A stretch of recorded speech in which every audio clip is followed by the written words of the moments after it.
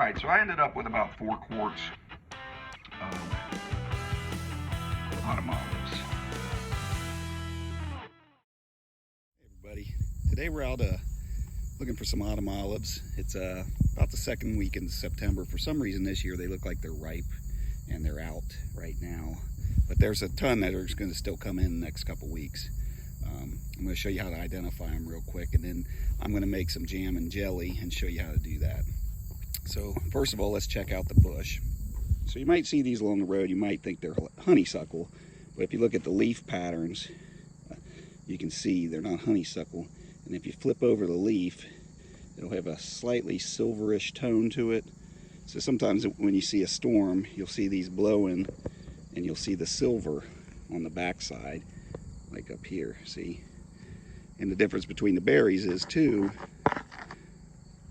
is if you look really closely here, they're not translucent. They're red and orangish, but they got little like silver specks in them. The redder they are, the more ripe they are, but sometimes it's bush by bush. Sometimes some are sweeter and some are just more tart. So as you can see, like a bush like this, there's a ton of them. And what I do is I take a big bowl like this. So what I do is I just grab a hold, put the bowl or whatever, the bucket underneath, and I just kind of just loosely just bring my hands down and kind of just bring them off the stem.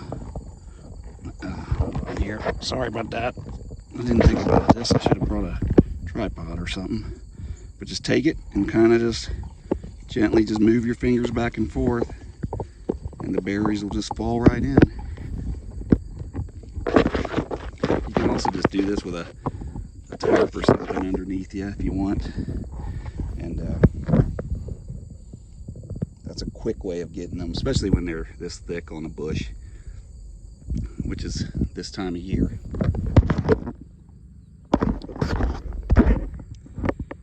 And as you go through, just start picking out the leaves. You know, when you're walking from bush to bush, just pick out the leaves. We'll worry about the stems later. The good thing is you can eat them while you go. This is all autumn olives on the edges. Oh, and there's a butterfly. All right, you might run into a different bush that looks kind of like this, but see how it comes out, and look at how dark the berries are. The leaves are shaped a little bit, you know, rounder in the middle, and they're not silver on the back. This is some kind of a honeysuckle, and you don't eat these berries. But if you look at them real close, they look more, they're harder feeling, and they got some striations in them. They don't have the glitter, the little silverish specks, so you can see those. I'll identify this plant. I don't know what it is offhand. Now here is some regular honeysuckle. See how the berries are translucent. They're shiny. If you look at the bottom of the leaves, there's no silver. It's green, and they have a thicker middle part. They're not elongated like the other ones on the autumn olive. And there's some more berries. Those are honeysuckle. I've been coming this area for a couple years, and these aren't even close to being ripe like the other ones. But these bushes back here I've come to for probably like 3 years. They're always producing, and they are super sweet when they're ripe. Let me taste one. It's probably still not ripe enough. Not ripe enough. But look at them all. So that's what they look like when they're not ripe. They're yellow and orangish. But look, see how the leaves are longer, and then we have that silver coloring underneath. Big difference.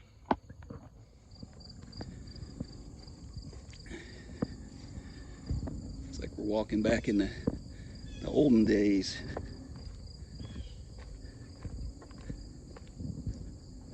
It's pretty cool.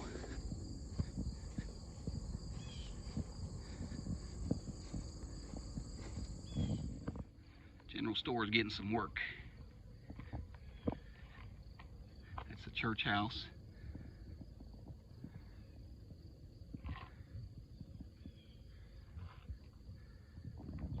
So that's our harvest after about an hour. That looks like maybe good 8 cups. Is that maybe? I'm not sure.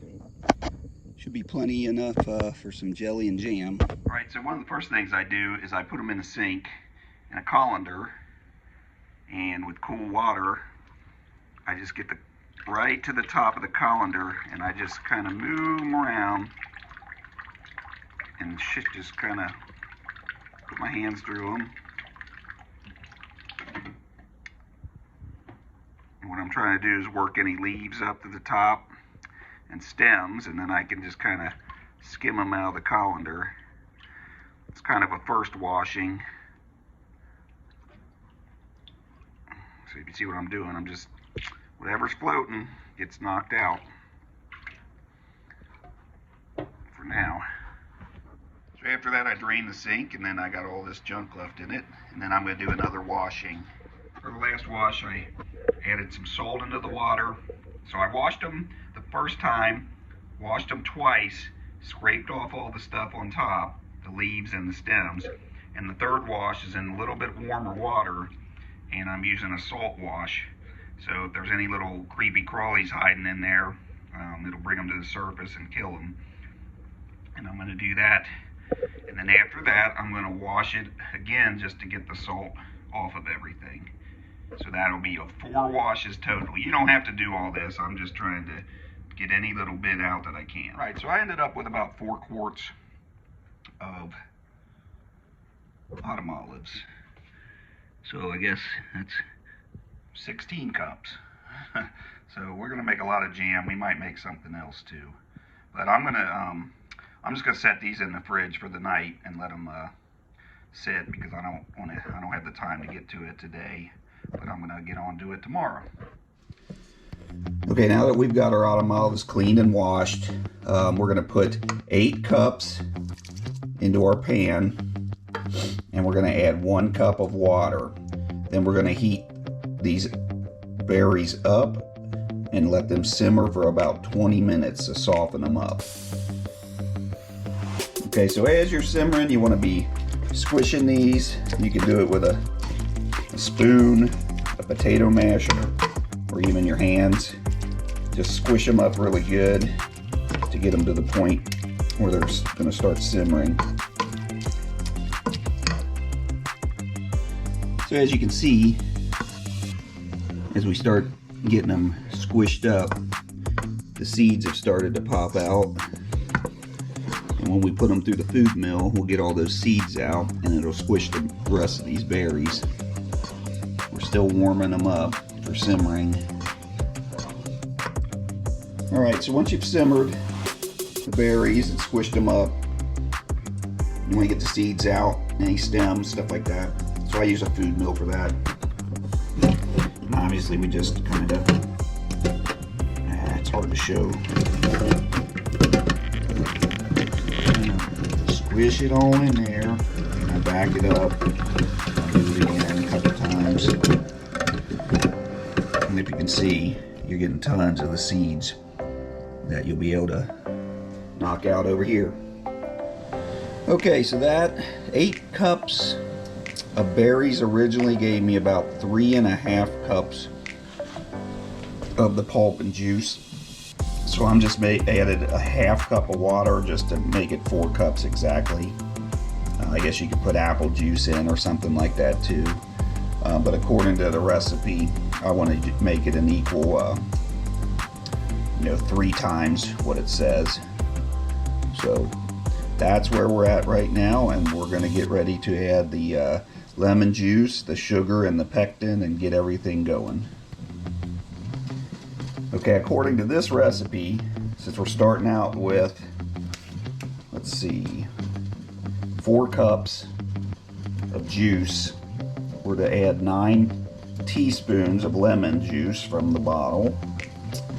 And then we're going to add 4.5 tablespoons of the Real Fruit Classic Pectin from Ball. And you can use apples too, it just depends on your recipe. And then I'm going to add about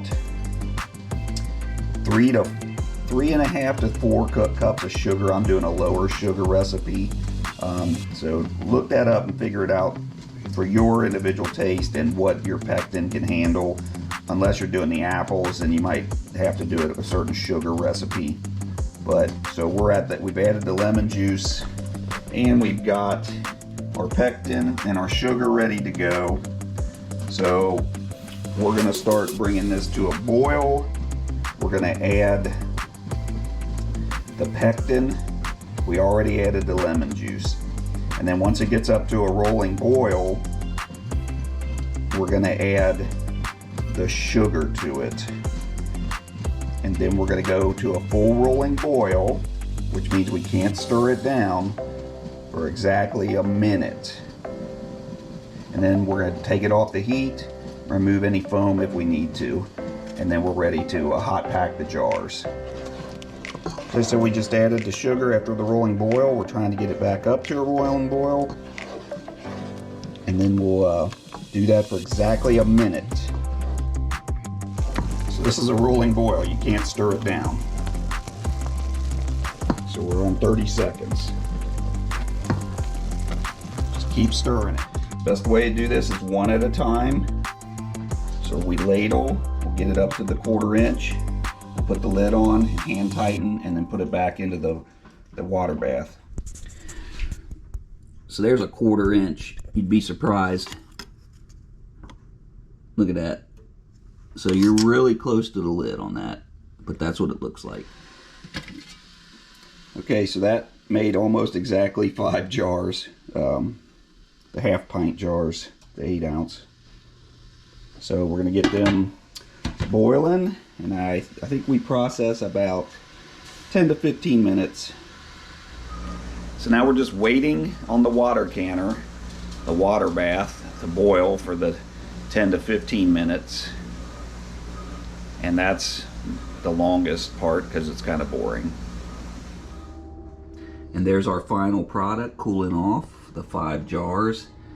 Look at the color. Gorgeous.